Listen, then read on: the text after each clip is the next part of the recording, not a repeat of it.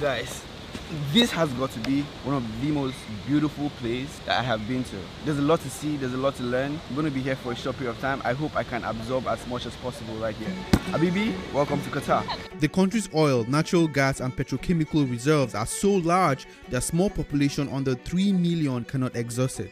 The single reasons Qataris keep looking for new expensive hobbies. This country's ultra-modern architecture, luxury shopping malls, 5-star hotels and fine cuisine has managed to keep them on top of the list of the world's richest nation for 20 years. And it will shock you to know all of this was only built in less than 12 years. Qatar! When they won the bid for FIFA, they started building the city. I only got to know about this country because of the FIFA World Cup, but oh boy. Nice. I'll be experiencing all of this in less than 100 hours to find out if the hype about Qatar is real and see how rich is this country actually. Passenger on Rwanda Air flight WB203 to Kigali. Please board the aircraft at gate 5. This is actually the first time I'm flying business class. Is it a regular thing for you? It wasn't before. The one time I was traveling and I upgraded myself to business and I decided I'm not going back. I've flown a lot of African airlines, but I'll still choose Rwandan Air because they have such reasonable prices for the quality that they give. You get your value for money with Rwandan Air. I was offered champagne, wine, I ate and ate and ate.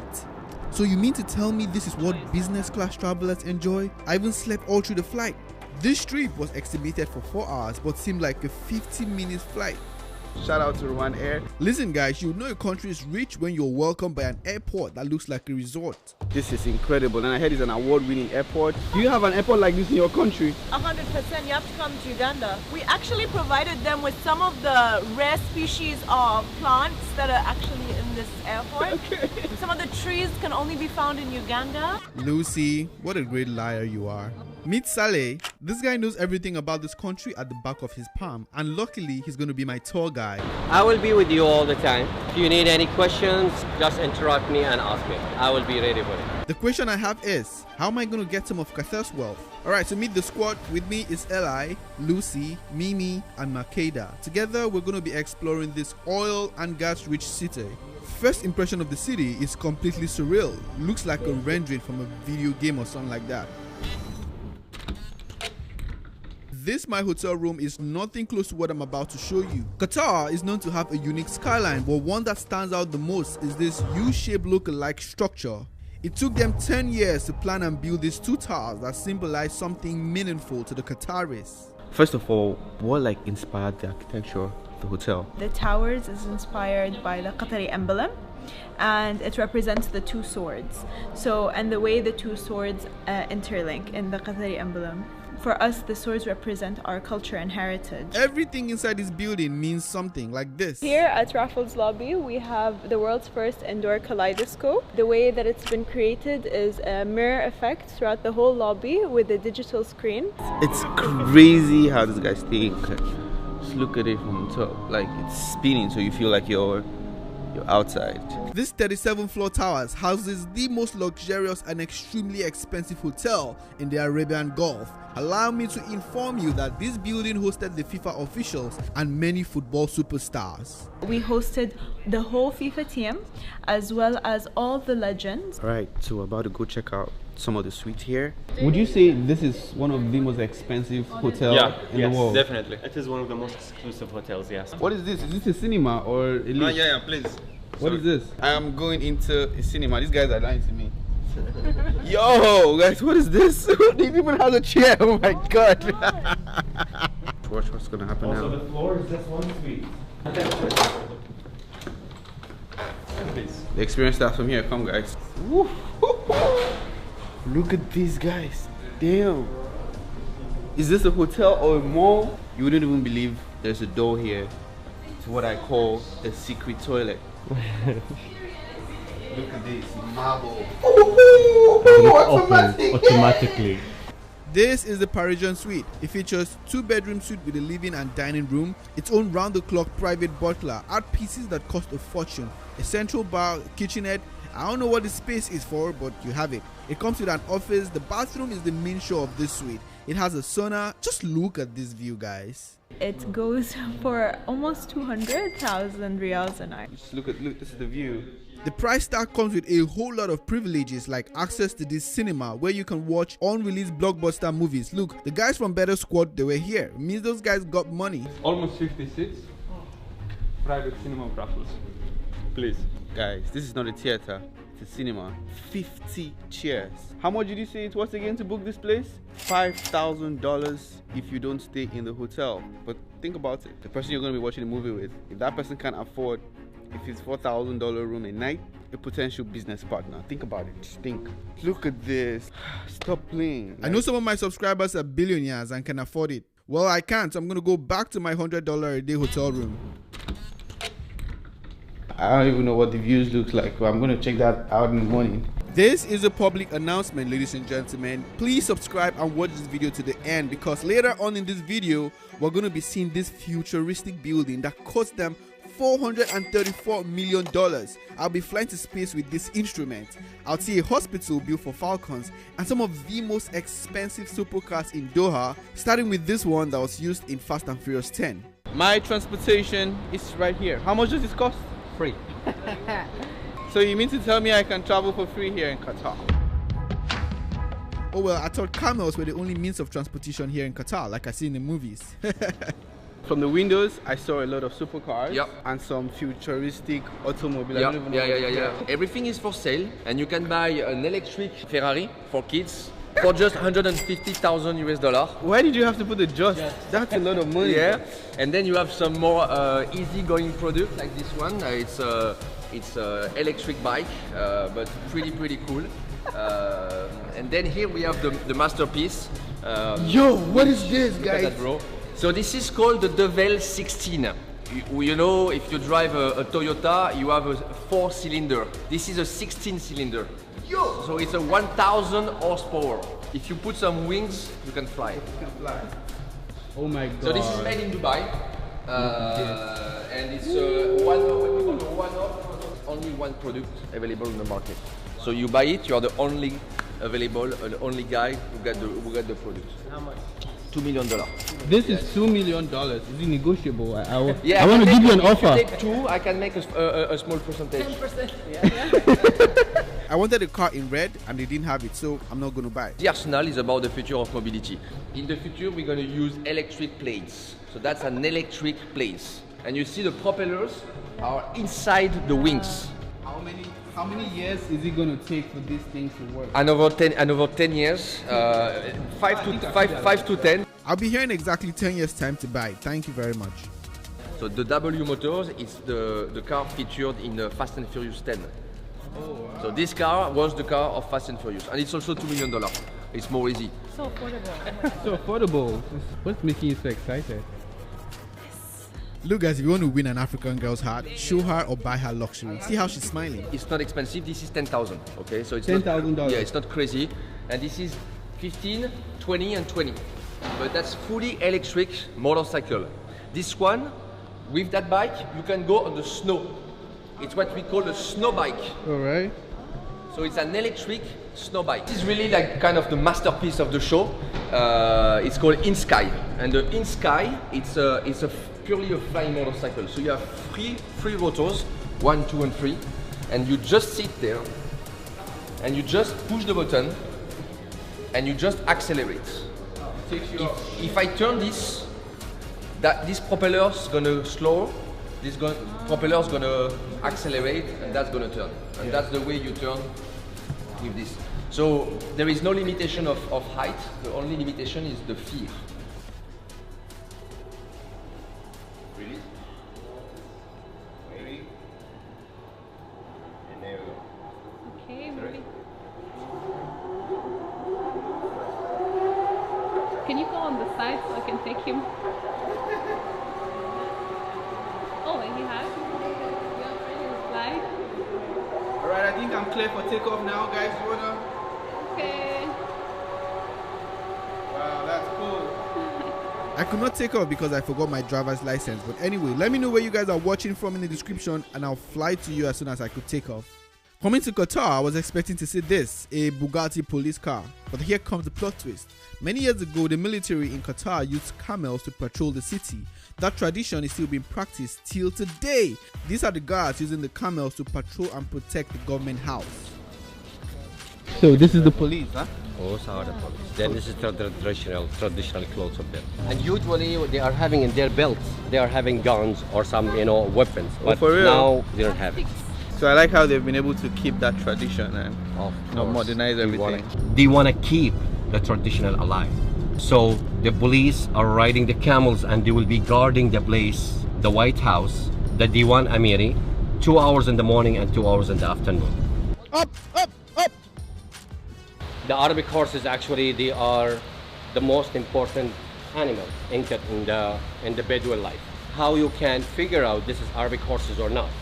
Short, big nose, sharp face, pointed ear, and big eyes. And their back, it is curved. Oh wow, it's cold in there. See the air condition over there. This is actually the first time I'm seeing where like they keep the horses, like there's fan, there's cooling system, like these horses are well taken care of. Salam alaikum. Salam alaikum. This city amazes me. I went into a public area that had air vents to cool off the street because of the harsh temperature here in Qatar. Air vents outside. What's the idea? Is it because of Qatar is very hot? Is that why they have this outside? They want to make something unique and different because of the temperature and we have it. And all the outdoor air condition is working with the solar system. We have a 2 public park. They have an outdoor air condition. And we have 1 shopping mall in the garden and also in the parking lot. When you are stopping your car, there is a line between the 2 cars. This is an air conditioner. These guys just love to show off every time. This one, it's a Murano glass. In the night, it will be lit. We have in the north of Qatar, natural tree, and this is the one. Oh my God. Also, it's a replica. Can I touch it? Yeah, it's fine. Woo. Oh my God. Where are the eyes? Close. No. You can see now. In the night, you cannot see. Oh, wow. Good, friendly? Yeah, friendly. Too much friendly. Ah, so I touch it? Yeah, like this. Oh my God. Feels like he's going to use his beak on me now. In this shop here, they are selling falcons. There is a 1 falcon in this particular shop. It is the most expensive falcon in this shop only. It costs exactly $56,000. Why is that expensive? His father, he was 2 years beauty competition champion. And his mom, so it's a title thing, yes, his mom, she was a 2 years hunting competition champion. Why are you looking at me like that, bro? The falcons keep staring at me like I stole something from the shop. Stop it. It's very interesting to see what happens here, and I was told like the most expensive falcon that has sold in Abu Dhabi went for $2.5 million in an auction. Smaller ones here, $1 million. These ones, they are untrained, so you have to train it, and the training procedure is crazy. You have to put it in your hands at least 4 hours a day, and you have to be talking to the falcon and be calling its name so you get used to the name. I'm like, why go through all this stress? Now still the leader here has like 2 falcons, and it's rumored to cost at least $1 million for one. These Arab people though, like, what is this? What's happening? Why they are covering the eyes? They are covering the eyes if the falcon is not trained, or if they are taking the falcons from inside outside or outside inside. The changing of light, it will affect the eyes. Why does the Qataris choose falcons as pets? Because in the old time, they are using the falcons for surviving, to hunt, to bring food at home. To make it more interesting, I went into a specialist hospital for treating the falcons, which happens to be the biggest falcon hospital in the world. They perform all types of procedures from feather transplant to beak replacement. In this place here, once the falcon will come in, they will bring it straight to the reception. This is the reception. They will scan the microchip inside the falcon. They will get the file of it. That file, according to the file itself, they will treat. Either he will have a 3-month checkup, 6-month checkup, or he will have a new problems. How old is he? He's 3 years old. 3 years old? Yeah. It's yours? Yeah. How much is this one? When he's 1 year old, 10,000. What's his name? His name Shabab. Does he know the name? Yeah. Call it again. Shabab. While not as large or strong as an eagle, the falcon is the fastest animal alive. They can reach speed of over 200 meters per hour. Even the military aircraft like the F-22 Raptor and the SR-71 Blackbird have been designed to mimic the special traits that the falcons have to fly faster and be more maneuverable at top speed. When he's flying, he don't like something come up. See? He's scared. When you come down, no problem. Oh. Slowly. See? He wants to get a falcon? Yeah, I'm just Right? checking my account. Well, for me, I'm going to go with just one falcon, you know.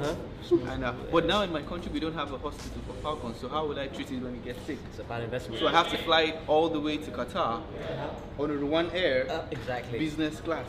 Standard. Yeah. No jokes. Actually, this has happened before. 80 Falcons on board a commercial jet flying from an unknown origin to Saudi Arabia. Driving through Doha, the cityscapes look like we're in the future. Look at this and this. Seriously, what is this place? This is the National Museum. It looks like a building thrown down from space. At least I thought the same. The Pritzker Prize award-winning architect John Novell designed and built it to look like a desert rose crystal. This man has got a bright future if you ask me. It took him more than 8 years and $434 million to construct this museum. In my country, museums are not this beautiful. They are old buildings, and that's why it's a museum, innit? A tour of the museum takes visitors through a loop of galleries that addresses 3 major interrelated themes: the culture, the heritage, and the future of Qatar and its people. The experience you'd get touring this museum seems like you're in the past. I need to meet this architect. I want him to build my house in the village. He's skilled. This is the only creatures in the world that never drink water. Never. Never. And if he drink 1 drop of water, dead. This building was built for $434 million, but the valuables inside it has an infinite value. So expensive. Museums are really boring to me, but I like how they visually educate you with audios about the history of Qatar. Maybe if lecturers in school taught me using these illustrations, I would have graduated top of my class. Who knows? One thing I do admire about this country is how they've been able to sustain their traditional architecture without coming off as too modernized. And I feel African countries should get some inspiration from Qatar. So, to answer the question, how rich is Qatar? See, Qatar has only a few 100,000 citizens, but brings in hundreds of billions of dollars every year. Being a Qatari comes with a lot of benefits. As somebody from here, like, what are you entitled to from the government? We have free education, we have free healthcare, we have free housing. Once you reach 35, or once you get married, you're entitled of applying your documents to get your free land, and then they give you a loan from the government to help you build your house. Again, because like we are a very small nation, and then the government is very rich, or the country is very rich. So this is their way of giving back to the people. People from Qatar are actually lucky, first of all. Oh, right now that's the word. We're actually lucky. Yeah. And then we're privileged to have lucky and privileged to have such government who cares about us as the people more than about themselves and about their chairs, let's say. Actually, here the lowest income of the locals, it is $4,000 a month. And aside of this, education, medication, electricity and water free. Everybody living in Qatar, tax free. Qatar, it's a wealth country, and it is considered one of the richest countries in the world. The income which one is coming for the countries, it is oil and natural gas. I want you to just take a video on that, please. Just take a video there and contact me. You see those villas? Those are for the locals. The locals here, the Qataris, they will not have one house. Minimum one house, and they will maximum for 3-4 houses. The first one is given by the government. The rest, they are the one who's buying it by their own. The local house and their personal home, they will never have one car. They will have minimum 4 cars. Now, Qatar is not relying too much on the tourism, but this is one of the plans. It will be coming up. The world is projected to be less dependent on oil in the next few decades. In fact, in a few decades, it's estimated that we're going to go from needing about 90 million barrels of oil per day to just 24 million, which means if Qatar wants to stay rich, it has to diversify its economy solely that it is not so dependent on oil. That is why the country is bidding to host sporting events and inviting tourists to visit, building the tourism industry and investors as well to come and invest. This is a sign for you to visit Qatar. And when you do finally decide, please do fly Rwanda Air, the dream of Africa. Subscribe to the channel, and bye!